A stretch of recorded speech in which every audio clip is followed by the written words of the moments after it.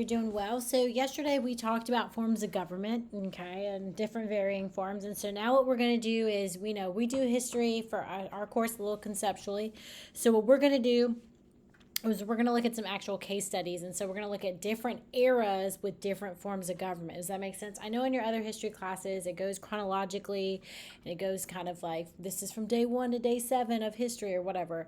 But with us, we're conceptual because we're studying the lens of government right now in this unit. So we're going to look at some case studies, which are real life examples of forms of government that we've discussed. Okay. We're going to run it from about 1200 to 1750. So it's going to jump around a little bit, but just ride with me. So we're going to start with African kingdoms and empires. So one thing, there's a lot of stereotypes around Africa and the kingdoms and empires that existed.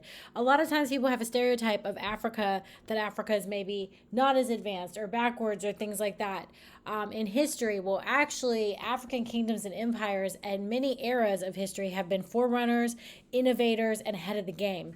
The example and depictions that we see now are typically a direct result of colonialism and imperialism, which you'll learn about in a later unit, and how African kingdoms and empires were taken over by Europeans and divided along lines that didn't exist for them, segregated, faced racism, enslaved labor, like non-paid labor, enslavement, things like that. And we'll talk about that more in a different unit. But right now, we're going to talk about the golden era, the contributions, and the lasting impacts of the African kingdoms and empires. So, first one we're going to start with is the Kingdom of Ghana.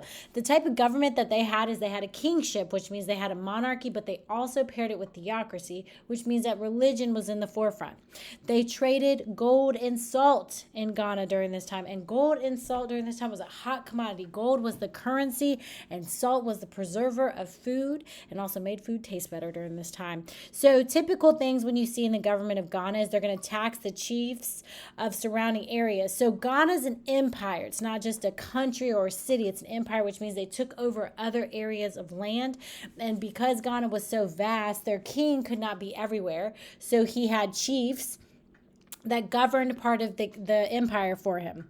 And they used gold dust, which circulated as their currency, but only the king during this time could use nuggets. I just want y'all to really think about this for 2 seconds. People in Ghana literally had gold in their hand, and that's how they paid for things. Gold dust, gold nuggets. Could you imagine being so adorned with gold?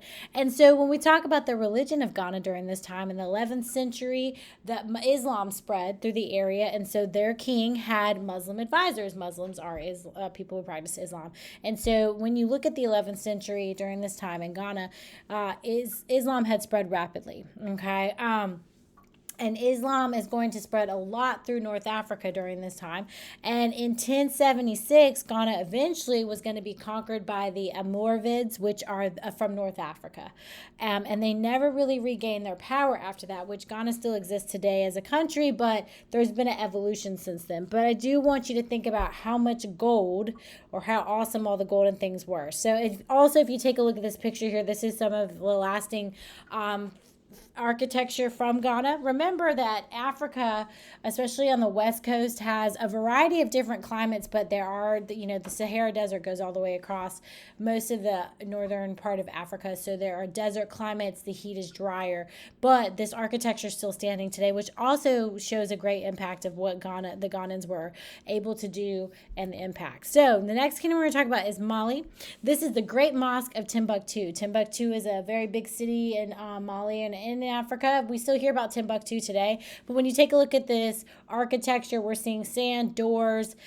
Take a moment and just think to yourself, why would these areas here be spiked, and why do we have some lookout towers? Kind of marinate, take a second to yourself, think about it. All right. And then I want you to kind of write in your notes why. So put this question in your notes. Why would the Kingdom of Mali have high towers with, like sticking out wood? And you tell me why, because I think I know why, but I would like to hear what you think. So when we talk about Mali, 1235, by 1235 they controlled the gold and salt trade, and you just know that means you're the moneymaker. You got it going on, okay? And so they had the Sindata, which was the first emperor, okay, in Mali, and the first emperor, or the Sindata, was to be the first emperor, which would be Mansa. Mansa Musa. Mansa Musa lived from 1312 to like 1332. He didn't live super, super long, okay? Or he was in leadership for that long. I can't remember. But the point is, he was considered, if he was still alive today, he would be considered the wealthiest man on earth, which I think, you could probably think of a lot of wealthy men and women right now who would be potentially deemed as the wealthiest. He would still be. So things that Mansa Musa did for Mali during this time is he expanded the empire. He had a 10,000 man army, and he divided his empire into provinces, kind of like states, kind of like what we have, and then he appointed governors. And one thing that he also did is Mansa Musa went on a Hajj, which if you studied any of the Islam stuff for our world religions and culture unit, you know that the Hajj is a pilgrimage that Muslims go on to their holy city of Mecca. And so something that's really crazy and cool about Mansa Musa is the whole way Mansa Musa brought a large caravan. He had all this gold, and he kept giving gold to everyone and hanging out with all different types of people on his way to Saudi Arabia, to Mecca, to like hang out and do this Hajj. And so he kept passing out gold, and he was like affecting the economies of these traveling cities. If you look here, here's like a map of the areas, and you can see Mansa's here with his crown. It's a depiction of him. And he's got like a gold orb right there, but these are all the places that he stopped in the images. So when we talk about that, Mansa Musa, I have an activity for you today. There's a video about Mansa Musa. It's 3 minutes and 55 seconds. So if you can ride through it, it's got a couple questions about Mansa, and then it's going to ask you a couple things about what you learned with your African empires, and then a lasting impact. And then it kind of gets you to take it up a notch, okay? So when you get done with the video, take some time to complete that assignment. The Kingdom of Songhai is going to break away from Mali, and they controlled a lot of the trade routes in and out of the areas.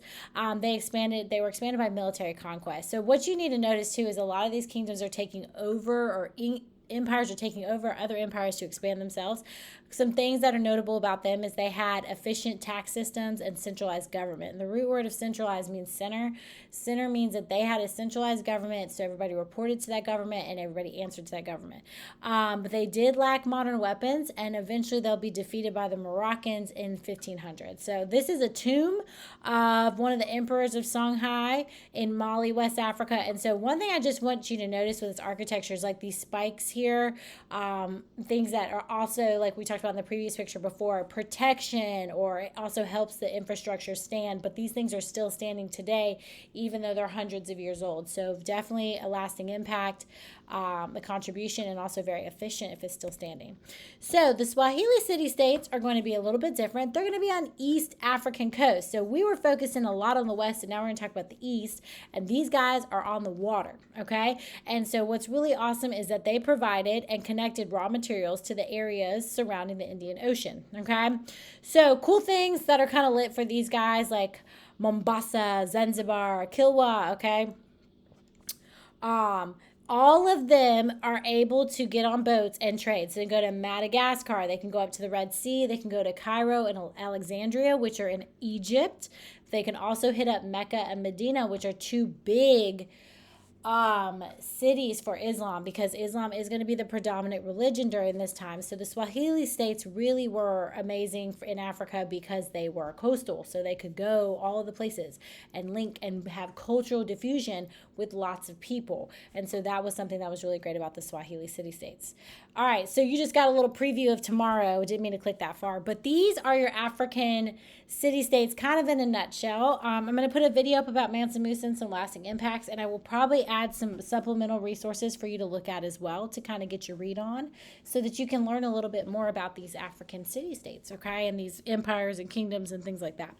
So I say this to say tomorrow we move in the lens of absolutism, which is going to put a focus on Europe, and then we will shift to revolutions as well. And these things are, remember, they're case studies, so they tie into how forms of government manifested or different systems. Like when we look at all these African kingdoms, they had strong leadership, centralized government. They had religion. They had theocracy throughout their religions with Islam, okay? So when we talk about that, just reflecting, but also noticing all the great accomplishments that they had as well, and the organization, the system, the gold, and the salt. So anyway, with that being said, make sure you fast forward, rewind, pause, do whatever you need to do to get your notes, but make sure you got them.